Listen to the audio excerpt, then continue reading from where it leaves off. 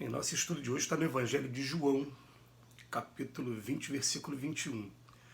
Assim como o Pai me enviou, eu também vos envio. E Emmanuel comenta na lição 165 do livro Vinha de Luz, assim como. Todo cristão sincero sabe como o Senhor Supremo enviou à terra o embaixador divino.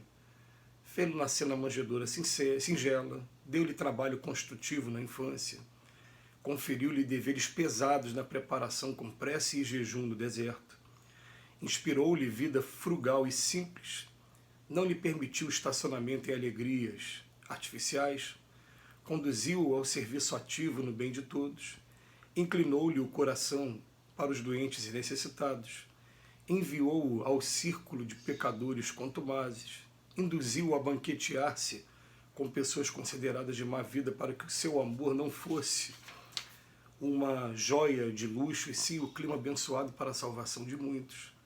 Fê-lo ensinar o bem e praticá-lo entre os paralíticos e cegos, leprosos e loucos, de modo a beneficiá-los.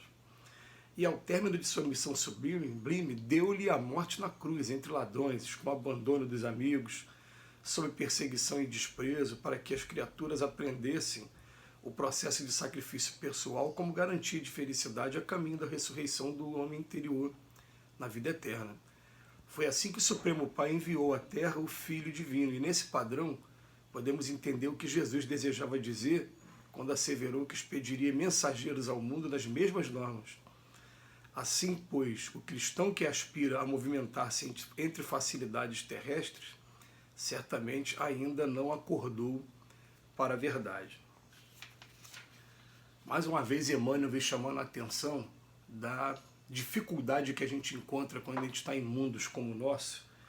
E quando a gente estuda a doutrina espírita, principalmente, a gente percebe que existem mundos ainda muito piores que o nosso, né? Mundos ainda mais primitivos. Mas a gente ainda percebe no nosso que esse mundo, o mal ainda sobressai sobre o bem, e a gente ainda vive muito ainda entre o materialismo e a busca pelo ser espiritual, pelo ser cósmico, pelo ser universal. Felizmente, a gente está vivendo ainda uma época em que as coisas, como estão se transformando, como o planeta nosso está regenerando, o que acontece? A gente percebe que já tem muitas pessoas dos dias de hoje preocupadas com o lado espiritual também. E eu já devo ter dito até em algum estudo desse aqui, que uma informação trazida em uma das palestras de Divaldo Pereira Franco recentemente até me chamou a atenção, porque ele partiu do princípio de que 7,5 bilhões de pessoas que estão encarnadas aqui na Terra, que de 15 a 20% já estão começando a se interessar pela vida espiritual, enquanto o restante, olha só, a grande maioria, né, mais de 80%, ainda está vivendo a vida puramente física ainda, a vida de nascer, crescer, se reproduzir, envelhecer e morrer, sem se preocupar muito com as coisas do espírito. Mas já tem uma porcentagem vivendo em prol dessa busca, através dos estudos, através do trabalho. O estudo de hoje vem mostrar para a gente o seguinte: às vezes as pessoas, né, falam, eu sou cristão. Você sabe o que você está dizendo? Você está dizendo o quê? Que você é um admirador do Cristo pelo que ele é, pelo que ele fez enquanto esteve aqui com a gente?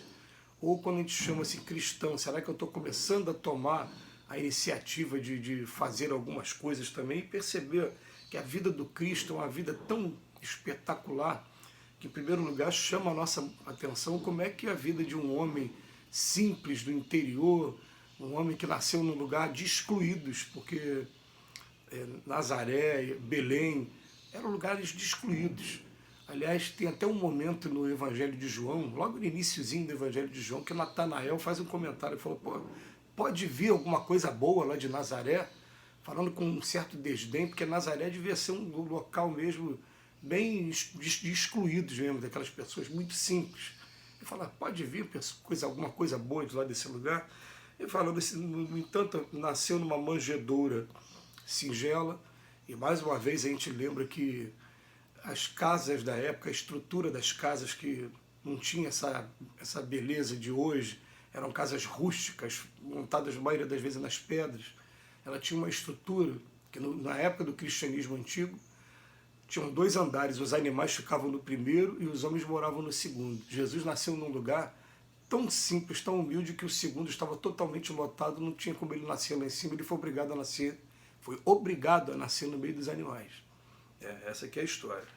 E desde cedo trabalhando, aliás, ele nunca deixou de ter do trabalho deles. Os historiadores costumam dizer que ele é como se fosse o peão de obra de hoje, que ele trabalhava na construção civil, porque o carpinteiro da época era o peão de obra, era aquele que estava ali com as suas ferramentas, trabalhando. Conferiu-lhe deveres pesados na preparação, a prece e jejum no deserto.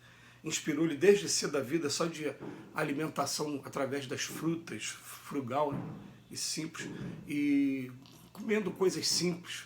A gente vê que peixes, né, era a alimentação da época. Não lhe permitiu o estacionamento em alegrias artificiais. A alegria dele, o lazer dele, era estar no meio dos homens, e sempre que tinha oportunidade de estar ensinando, de estar, né, de alguma maneira confraternizando e se colocando também como irmão, como ele sempre falou. Ele falou o tempo todo, né? Eu não vim para ser servido, eu vim para servir. E o tempo todo, quando alguém ia fazer um elogio, fala, não, é meu pai que estás no céu, eu estou aqui apenas como um filho cumprindo as ordens dele. Estabeleceu muito bem a diferença dele para um pai que estava no céu. Inclinou o coração principalmente para todos os doentes e necessitados, foi logo para o serviço ao bem de todos. Isso é maravilhoso, né? A gente aqui na sociedade nossa, quantos de nós a gente procura os excluídos, os necessitados, né? E vem falando, banquetear com pessoas consideradas de má vida, ensinar o bem, praticar o bem entre paralíticos e cegos, enfim. A missão de Jesus termina com ele sendo levado à cruz para morrer entre ladrões. Ele fala para a gente, foi assim que Deus mandou? É assim que ele manda também aquelas pessoas que começam a se interessar pelo Cristo. Porque a gente vai chegar aqui, a gente vai encontrar muita iniquidade, muita violência, muita maldade, muita inveja, muita crítica, aquela energia, né, que é contrária, parece que te segurando para que você nunca saia. É como se fosse pegar o exemplo da lagarta querendo virar uma borboleta e alguém segurando a casca, não deixando a casca querer abrir ali, para você viver como lagarta o tempo todo. Então tem que ter força de vontade, tem que ter resignação, tem que ter essa capacidade de olhar para a gente e identificar na gente aquilo que precisa urgentemente de mudança. Quando esse exercício da mudança vier, tem que estar preparado para enfrentar, né? A gente está acostumado com esses nossos comportamentos há muito tempo, está querendo modificar a partir de agora. A gente vai procurar, às vezes, no primeiro momento, ainda vai ser arrastado, vai ter os momentos de recaída, vai ter os momentos ainda de resistência, mas continua com resignação, levanta a cabeça e vamos para frente. Entender que tudo isso faz parte de um processo natural. Gente, não tem ninguém que tenha chegado lá na frente que não tenha passado por esse processo. Não existe privilégio em lugar algum. E aqui na Terra não é diferente. Então a gente vai receber críticas, a gente vai receber o dedo no nosso rosto com relação a atitudes nossas que a gente praticou no passado, ou com relação àquelas atitudes que a gente ainda não consegue praticar ainda 100%, que tem os nossos momentos ainda. A gente vai receber críticas, mas aí a gente vai, né, sempre utilizar uma frase do próprio Emmanuel, que foi uma frase que marcou a minha vida principalmente. Por isso que eu gosto de falar muito dessa frase. Ele falava assim, jamais se escolhe na ideia de imperfeição para fugir das obrigações, das tarefas que a gente tem para cumprir. Porque todos aqui na Terra somos imperfeitos, todos somos imperfeitos. E mais uma coisa, ninguém vai conseguir sair dessa Terra 100% perfeito. A gente vai conseguir cumprir a obrigação que a gente tem, a prova que a gente tem, a expiação que a gente tem, mas sair daqui perfeito agora, na hora que a gente desencarnar, não vai, né? A gente vai levar nossos defeitos. Então a gente coloca isso na cabeça. As críticas estão vindo de pessoas que também são imperfeitos. Todos precisamos uns dos outros. Todos precisamos desse círculo de amor. Então ele bota aqui, o cristão que aspira a movimentar-se entre facilidades terrestres, certamente ainda não acordou para a verdade. Não tem facilidade. Então, aquele que se propõe a ser cristão vai ter, naturalmente, aquela necessidade de procurar as maiores dificuldades, onde estão os seres humanos que precisam mais, porque foi o mestre que falou, eu não vim para os que estão sãos, eu vim para os que estão doentes. Que Jesus nos abençoe hoje e sempre.